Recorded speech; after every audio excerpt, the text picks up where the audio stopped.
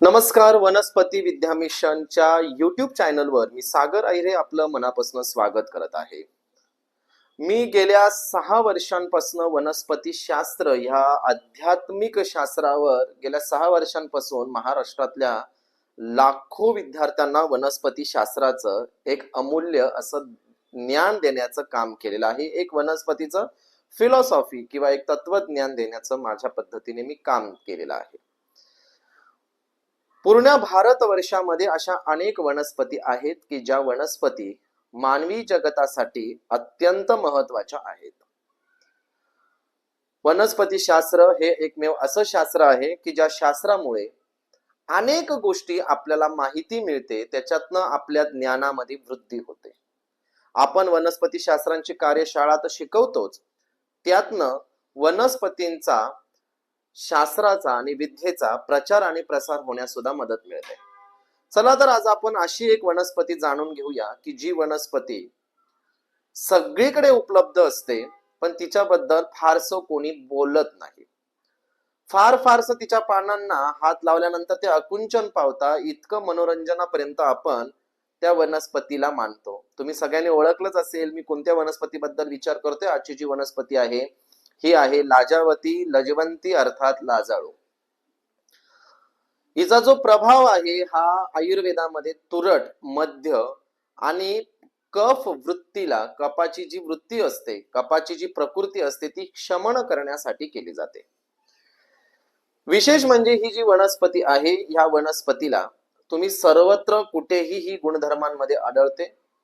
पण ही वनस्पतीचं नैसर्गिकरित्या जर कुठे जतन असेल आणि तिचा प्रभाव सर्वाधिक जास्त असेल तर तुम्ही साताराला जर गेला असाल तर तिथे कास पठार आहे.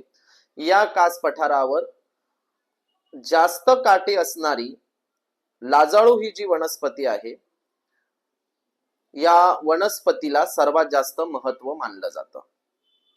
लाजाळू वनस्पतीचे काय फायदे आहेत चला आता जाणून घेऊया. लाजाळू वनस्पती ही वनस्पती शास्त्रांमध्ये लाजम तृष्णा अर्थे गती शरीर बाधा निवारणे शत्रु तत्वे भयहंजने या कृत्योर्थः सिद्धये, म्हणजे शत्रूचं भय हरण्यासाठी हिचा उपयोग केला जातो. ही वनस्पती जी आहे ही विशेष करून ज्योतिष शास्त्रामध्ये बुध ग्रह आणि राहू ग्रहाशी संबंधित आहे. याचे काय आहेत महत्वाचे उपयोग तर जाणून घेऊया. लाजाळू जी वनस्पती आहे ही अभिमंत्रित करण्याची एक प्रक्रिया आहे. कुठल्याही दिवशी किंवा महिन्याच्या एखाद्या दिवशी जर पुनर्वसू नक्षत्र जर येत असेल किंवा रेवती, अश्लेषा किंवा अश्विनी नक्षत्र येत असेल तर अशा वेळेस तुम्ही सकाळी जाऊन या वनस्पती समोर ओम देवदत्ताय वनस्पती सिद्ध सिद्ध करई असा मंत्र 108 वेळेस म्हणून या वनस्पतीला थोडीशी साखर आणि थोडीशी बाजारात मिळणारा गुगुळ अर्पण करून नमस्कार करावा. त्यानंतर याची थोडीशी अर्धा इंचाची मूळ घरी आणून ओम गुरुभ्य नावाने 108 वेळेस तिच्यावर थोडीशी हळद टाकून अभिमंत्रित करावी. काही दिवस ही वनस्पती तुम्ही तांदळामध्ये ठेवायची आहे, म्हणजे 8-10 दिवस. त्याच्यानंतर उजव्या हाताच्या मनगटावर सफेद वस्त्रात किंवा हिरव्या वस्त्रात तुम्ही ही धारण करू शकता. हिच्याने होतं काय, जर तुमचा बुध खराब असेल, बुध कसा समजायचा खराब, जर माझा व्यवसाय अचानक बंद झालेला असेल, अचानक व्यवसायामध्ये अडीअडचणी येत असतील, अचानक व्यवसायामध्ये कर्ज प्रकरण वाढेल असेल, भांडवल गुंतवलेले पण ते निघत नसेल, येण्या जर बाकी असतील तर बुधवीक समजावा अशी ही व्यक्ती ही वनस्पती लावू शकते. ज्या लोकांचा व्यवसाय चालत नाहीये की असं वाटतं की व्यवसायामध्ये काहीतरी नकारात्मक ऊर्जा आहे, तर लाजाळूची मूळ आणि थोडासा लाल शेंदूर तुम्हाला विशेष करून जर बघायला जर गेलं तर हिरव्या रंगाच्या पोटलीमध्ये प्रवेशद्वाराच्या वायव्य दिशेला लावायचे.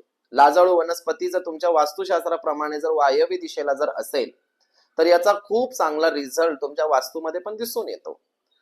ज्या लोकांचा राहू खराब आहे अशा लोकांनी लाजाळूची मूळ अंगावरून 7 वेळेस फिरवून ही लाजाळूची मूळ जर वाहत्या पाण्यात दर रविवारी साधारणतः 7-8 रविवार जर तुम्ही हा प्रयोग केला तर बऱ्यापैकी राहूचा प्रॉब्लेमही कमी होतो. आणि हो, तुम्ही जर शेअर मार्केट, तुम्ही जर गुंतवणुकीमध्ये काम करत असाल, रिअल इस्टेट मध्ये असाल तर एक लाजाळूची छोटीशी मूळ आपल्या पॉकेटमध्ये नक्की ठेवा.